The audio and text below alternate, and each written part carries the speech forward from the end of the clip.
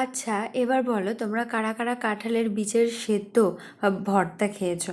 আমি কিন্তু কাঁঠালের বীজের তরকারিও খেয়েছি, আবার কচুরিও খেয়েছি, আবার এই ভর্তাটাও খেয়েছি। তো যাই হোক, আজকে তোমাদের সাথে ভর্তার এই রেসিপিটা আমি শেয়ার করছি। তো ফার্স্ট কাঁঠালের আটিগুলোকে ভালোভাবে ধুয়ে প্রেশার কুকারে ঢুকে মোটামুটি 9-10টা মতো সিটি দিয়ে দিয়েছিলাম, যাতে মানে এগুলো একদম খুব মোলায়েমভাবে মাখাতে পারি। তো তারপরে এর মধ্যে আমি লবণ দিয়ে দিয়েছিলাম, আর শুকনো লঙ্কা তেল দিয়ে ভেজে নিয়েছিলাম, সেটাই আমি এখন মাখিয়ে নিচ্ছি। দেখো, আজকে আমি এটা নিরামিষভাবে বানাচ্ছি বলে আমি এইভাবে মাখালাম। তোমরা যখন পেঁয়াজ রসুন দিয়ে খেতে চাও সেভাবে বানাতে পারো, সেটারও আমি একটা রেসিপি তোমাদের সাথে অবশ্যই শেয়ার করব। তো এইভাবে সমস্ত কিছু আমি মাখিয়ে নিলাম, আর এটা কিন্তু খেতে দুর্দান্ত হয়েছিল। আর এটা আমি এখন একটা কন্টেনারের মধ্যে রেখে দিলাম। তো এটা আমি দুপুরবেলায় গরম ভাতের সাথে খাবো। তো আজকের জন্য টাটা।